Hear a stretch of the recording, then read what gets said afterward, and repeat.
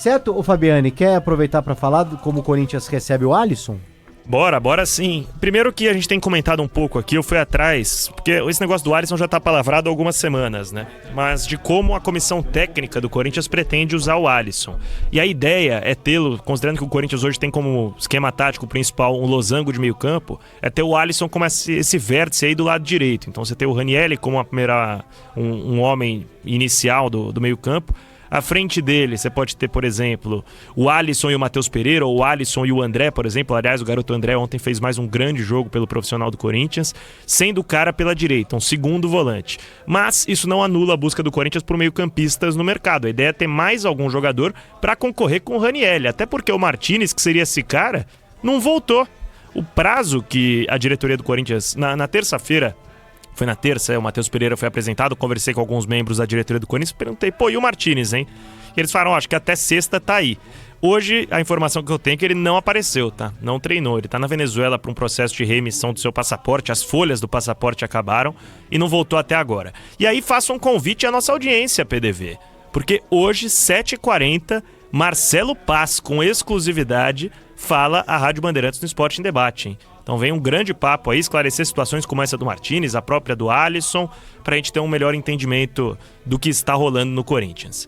Pelo lado do Corinthians é um cara que chega pra suprir a vaga que era do Maicon, não só em campo, mas também como alguém da confiança do Dorival Júnior no meio campo e no elenco como um todo, visto como uma liderança positiva pelo técnico, que ontem em entrevista coletiva até admitiu a contratação do Alisson, fugiu aquilo que costuma ser o padrão dele nas entrevistas e deu a entender que vai ser um jogador que tem muito a crescer com ele.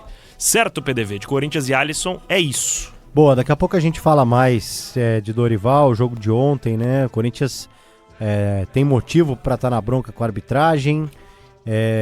Um campeonato tiro curto, né? O Corinthians chegaria a 7 pontos, né? E aí fica Corinthians e Santos com 5, né, Fabiane? Ficou legal pra ninguém, né? Pro Corinthians pela forma como foi o jogo e pelo Santos porque era chance de ganhar um clássico dentro de casa, né? Porque agora o Santos tem o São Paulo fora. Então, considerando só os clássicos, né? Então a chance do Santos terminar a primeira fase sem ganhar clássicos é bem alta. Assim como o Corinthians, né? Que tem só o Palmeiras agora pra jogar na Neoquímica Arena. E o São Paulo tem pela frente só o Santos. A gente não teve nenhuma... o Palmeiras venceu o Santos. Foi a única vitória em clássico até o presente momento, né? Mas, cara, esse paulista tá muito louco, o PDV. Porque a gente discute possibilidade de classificação e tudo, mas o Corinthians tá a 2 pontos da zona, cara. E na próxima rodada é Noroeste e Ponte Preta, né?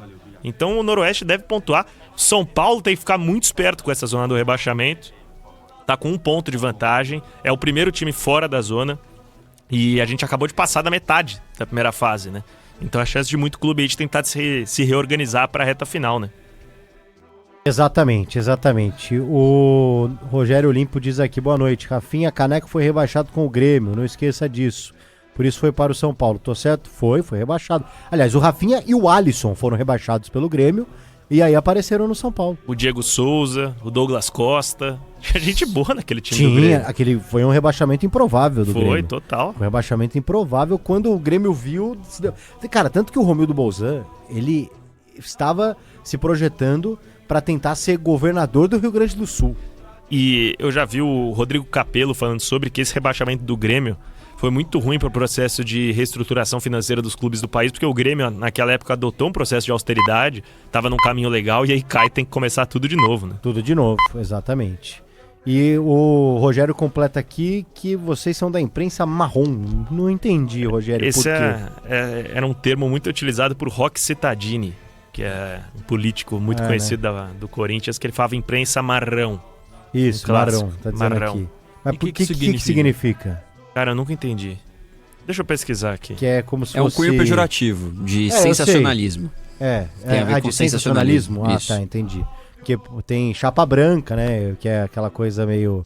Sempre falar coisa boa, positiva. A imprensa marrom eu já ouvi, mas eu não... Eu ia lembrar não conhecia o sentido. Outra frase de Roque Cittadini, PDV, você foi o único que pôde presenciar e pode ter uma opinião sobre.